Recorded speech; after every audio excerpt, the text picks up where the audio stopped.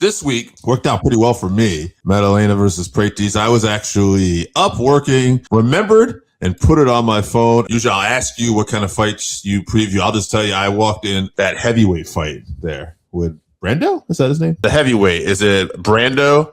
He beat Shamil Gaziev. Didn't watch that one. Oh, okay. That was fun. I actually got fighted tonight. Nice. Yeah, I did not get up early to watch this. So I watched the Tai Tuivasa fight and I watched the co-main and main event. Brando is now undefeated at heavyweight and he's going to have a ranking. So I thought that was pretty cool, being that now we have another potential heavyweight that might be kind of fun in the mix here too. Finally, heavyweight some life. I think we'd all put this thing on life support, and now it's finally seeing some stuff turn around here. Let's talk about why we think it's on life support real quick.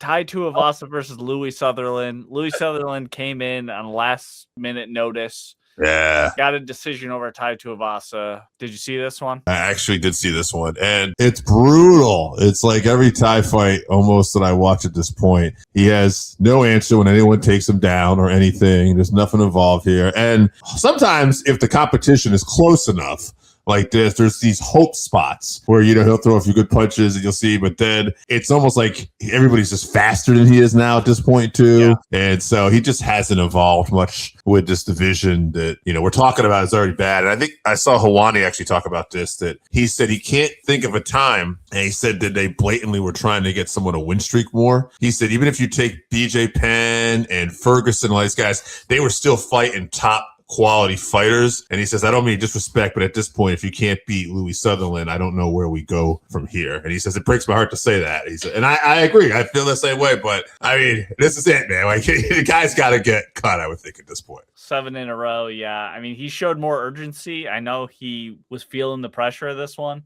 Sure. But I think even in the fight week presser, he was talking about, hey, they're trying to get me a win, short notice fight. If I can't beat this guy, and clearly he couldn't. Yeah, like you said, he just has no answer for the grappling. So people know how to do it. They take him down. Like you said, speed is not his forte. No. He just is a power guy and has durability, and that's not enough anymore. So probably the end of the road for him. But you never know, because like you said, heavyweight, worst it's ever been. They do like Tai. They could keep him around, maybe give him one more, but he's not going to get much past that. No, not at this point. No. He's done what he's done. No shame in the game. You got a few wins back in the day. It's more than other people have done with their lives and careers. But yeah, I think this is as much, unless you go out on the regional circuit, totally reinvent yourself and crush it, which has been done in the past by some people. I just don't see that happening here. Yeah, I don't think so. But bummer for Tai. That one hurt. But let's get into co-main event here. Beneil Dariush versus Quillan Salkilld. Yeah, Quillan Salkilld. So kind of funny because I was working at the time too a little bit when I was watching this. And so I initially watched this. I saw Quill trying to fight off,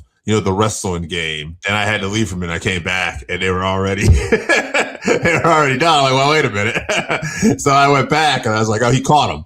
And so that's kind of what it was. I mean, this guy's been, beating everybody, finishing everybody.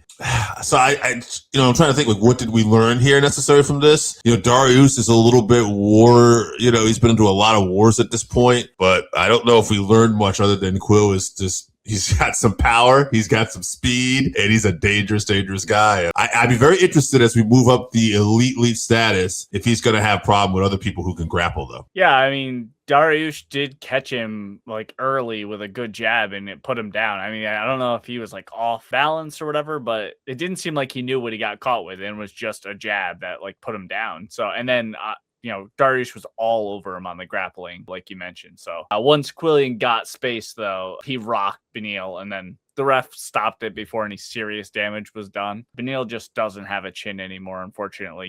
He was too willing to engage in too many wars because he's really not that old. He's 30. He's in his mid 30s. He's not young, but he's not as old as he looks. Yeah. But yeah, just for somebody that has his grappling skills, very exciting fighter to watch, but he just went to war too many times when he didn't really need to, and he's wearing it now, unfortunately. Yeah, I'm a big fan of Quillan though. I think he's going to be good going forward, though. Like, I am a little bit concerned that he got put down with that jab. I mean, it can happen to anyone. You're coming in, they're coming in, they catch you, just right or whatever. But somebody who can withstand his barrage and land some shots on him would caused me some concern after that one, but I'm a big fan. Yeah, Dariush is a very skilled veteran too. So absolutely.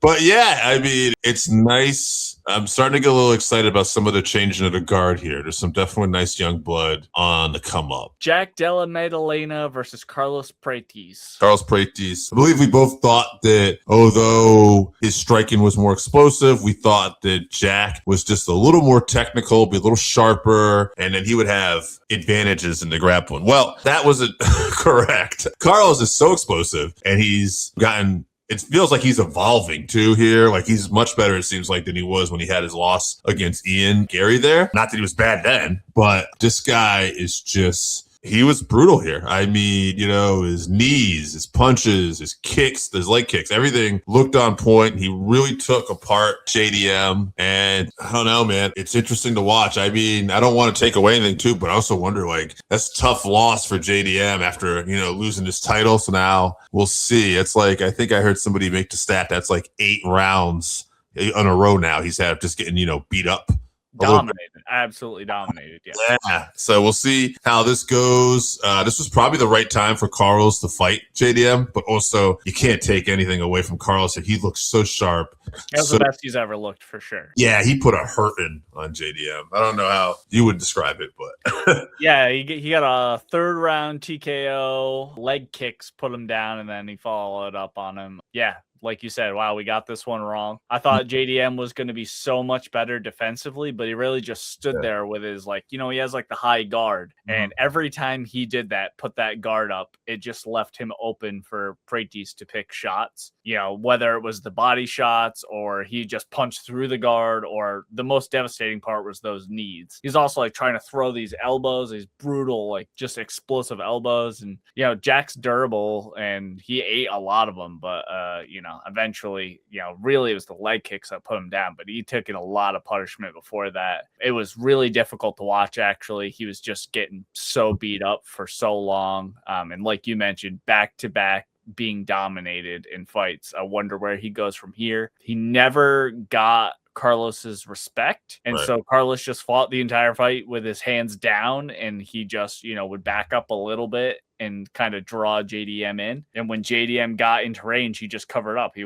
didn't have enough volume coming at Prates. So Prates looked so free to do whatever he wanted in there. I'm going to say, I know normally this is your thing, but I think he should fight Michael Morales next, because Ian Gary's probably getting the title shot versus Islam. So, title contender eliminator fight, number 1 contender fight there. I agree with that. I was going to ask you if you thought he made a case for the title fight. I feel personally that I think Ian Gary would be the guy, with Shavkat obviously injured. But I think that fight is pretty much already lined up. Otherwise, you could put Carlos in there, but I think people are so confident that Islam's going to win anyway that you don't need to have anyone jump the queue. He's still going to be there. I don't think it hurts. I think it's probably good for Carlos to get another fight under his belt too. Michael Morales, very dangerous guy. He's going to have that power that he has coming back at him too. So that'd be interesting to see. But you got to favor Islam, I think, almost in all these matchups. But I will say that it will still be interesting to see some of these heavier, harder hitters like Carlos Prates, when they connect at some point with Islam, and see how, he deals with that. I mean, I don't know. I'm not saying I would still favor Islam Makhachev in all these fights, but I think there's some stories that are still out there that we'll see as time goes on here. Yeah, we're going to find out. I think we're going to get to see both Michael and Carlos Prates against Islam at some point. I did have a fight for Quillan too. Hanato Moicano. I want to talk to what you think about that one. Oh, you want to murder our boy, Money Moicano? Yeah. I mean, he has looked great in his last, I think it's outside of that Islam fight, which, he took on short notice. He's looked great. So I just think it's right there with Dariush. And I think, it's kind of keeps a similar spot for Quill at this point. And then maybe after that, as soon as he does win, we move him up another spot. Yeah, that'd be a fun fight for sure. Hanato can test him on the feet and on the ground too.